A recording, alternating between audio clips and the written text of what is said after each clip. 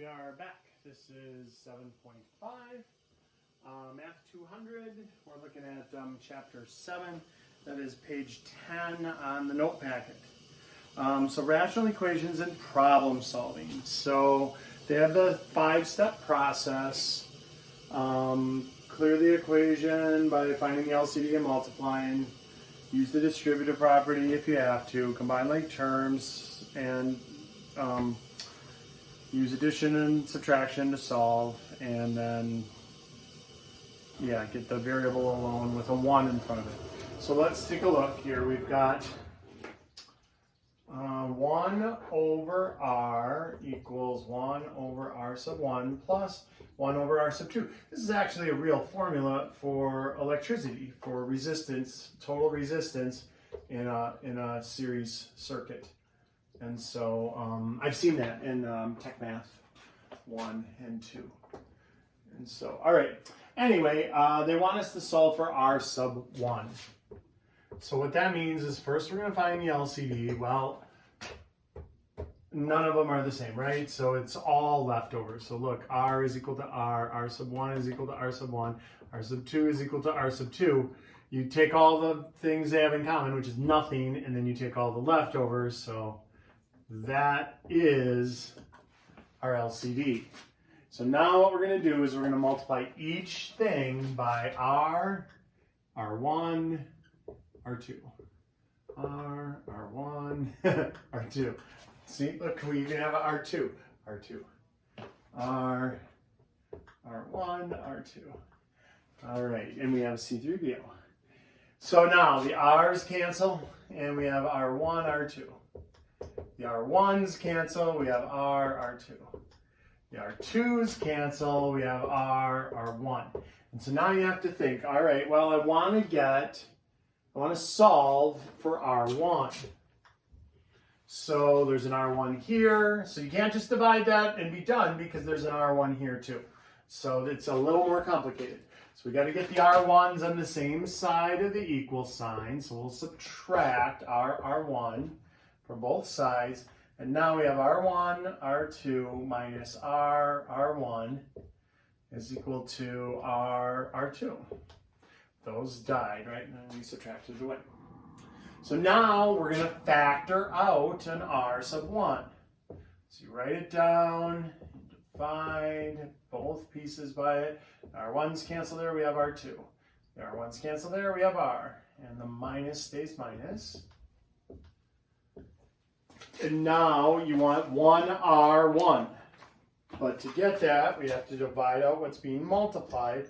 So we're actually going to divide out a binomial. And they cancel right there. And there we are. R sub 1 is equal to r2 over r2 minus r. And that is our answer. RDRR. Okay, that was a Simpsons bit from the very first season of The Simpsons. He pretended to be a genius.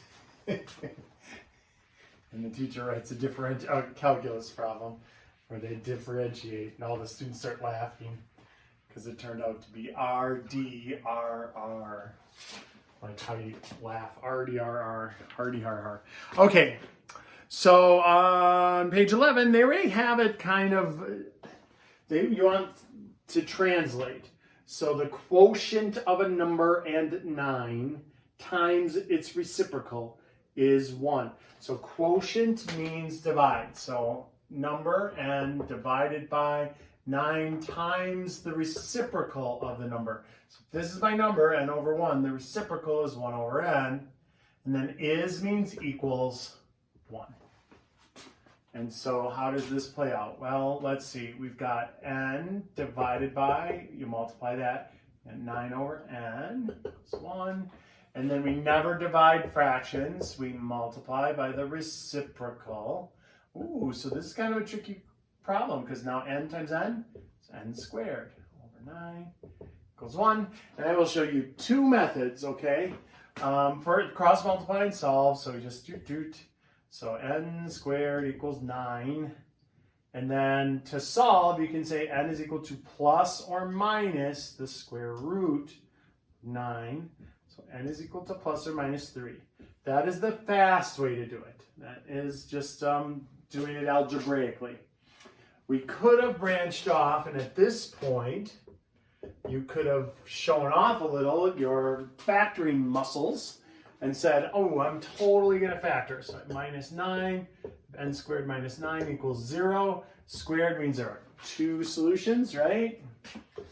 Difference of two perfect squares, and n, 3 plus minus, and plus 3 equals 0, minus 3 equals 0. Subtract 3 from both sides, negative 3, add 3 to both sides, positive 3. And there you go. This way is a lot easier. You're pretty much done really fast. Yet do remember the plus or minus. That does show that there are two solutions there, 3 and negative 3. But almost nobody does it this way where you factor, unless you really, really, really like factoring. And so it says the missing numbers are negative 3 or 3. All right, let's look at the next one. They have it set up. We just have to cross multiply and solve. So let's do that.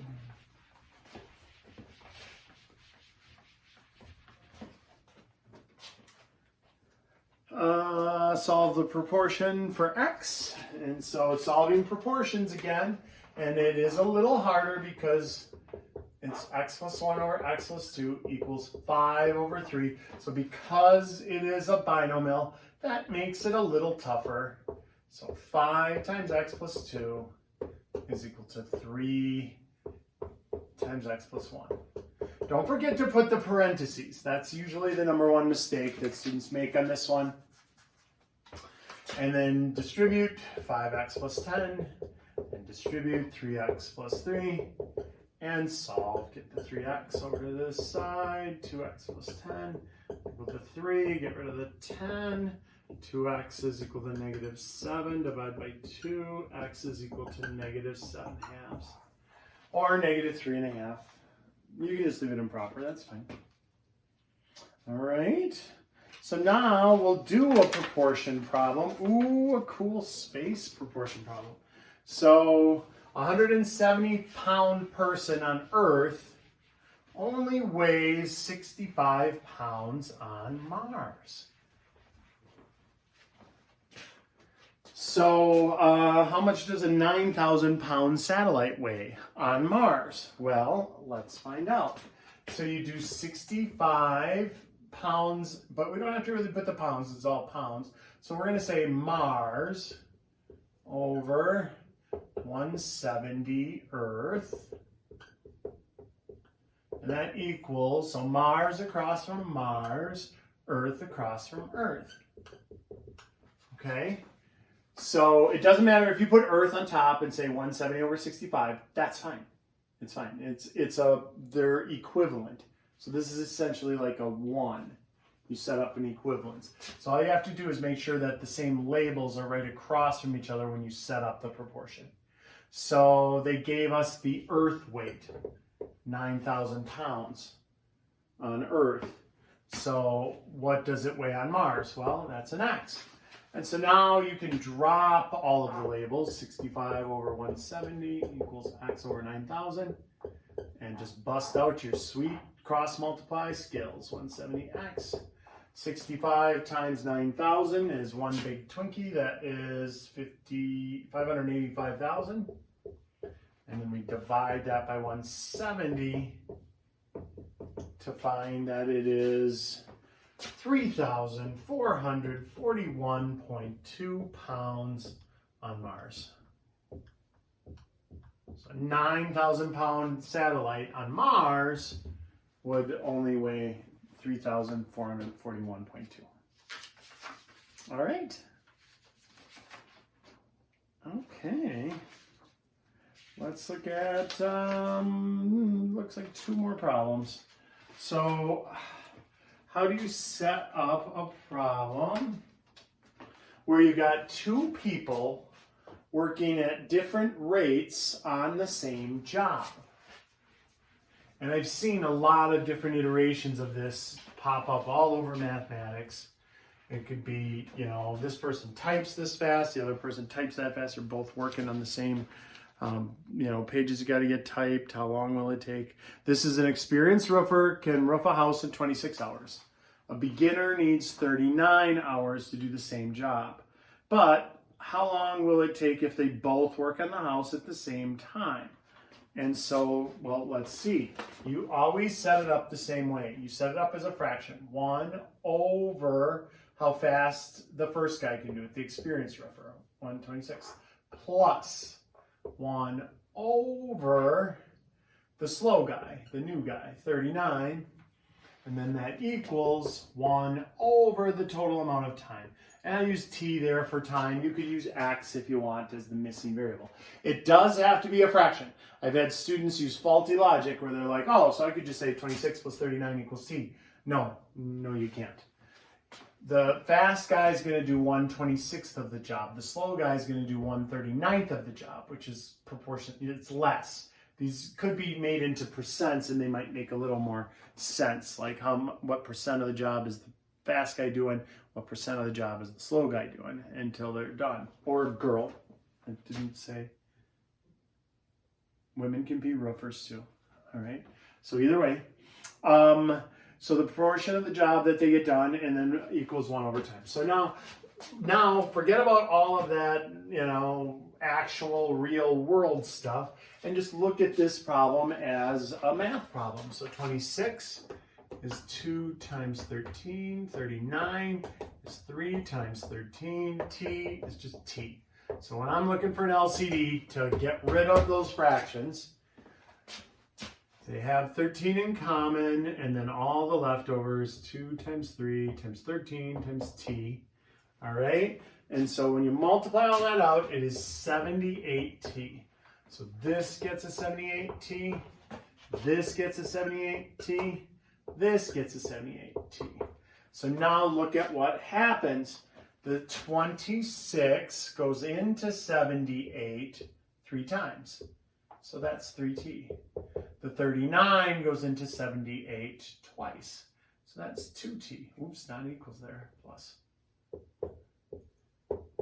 Now the equals, right? We just keep those the same. And then the t's cancel.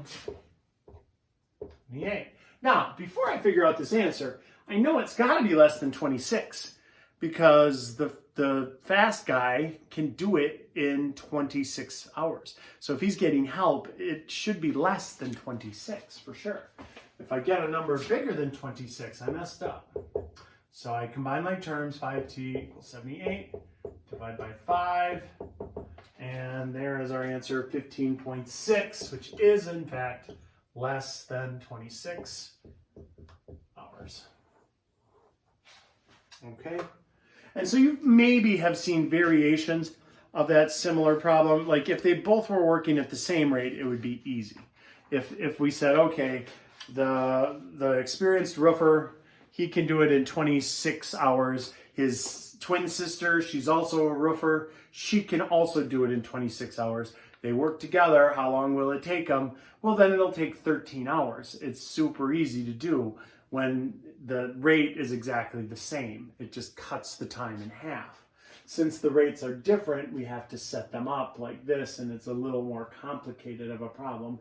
And see, because he's slower than 26, it took more than 13 hours. It took 15.6 hours. All right.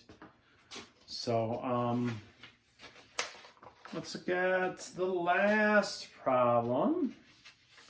And so again, that involves us setting up a proportion, though, not like this. This wasn't a proportion. We had to use the LCD. When you have a proportion, you don't have to use the LCD.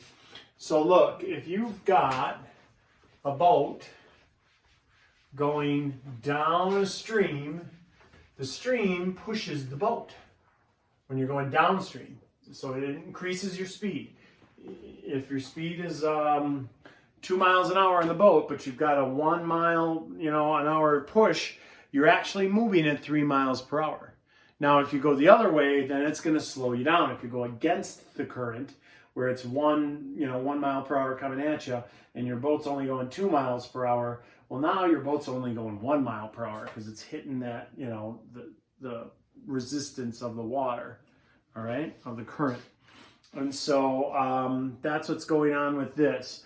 So when we set it up, we do two distances. Let's see, distance down, distance equals rate times time, and distance equals rate times time. So we'll say distance downstream with a little sub D, D sub D, ooh, D and D like Dungeons and Dragons, or distance sub U, DU, D sub U, so distance up, and rate and time. All right, so now look at what they gave us. They said the speed of the lazy river current is 5 miles per hour. A boat travels 20 miles per hour downstream in the same time as it travels 10 miles upstream. So the rate, we've got a distance they gave us, so 20. Downstream is the rate plus 5, because the stream is pushing it, okay? And then times T. And then the downstream, or upstream rather, upstream is against the current, so then you only get to go 10 miles total, is the distance, and then the rate is our minus 5. So whatever, how fast your boat is going, but take 5 off of it, because you're fighting the current. And that's times the time.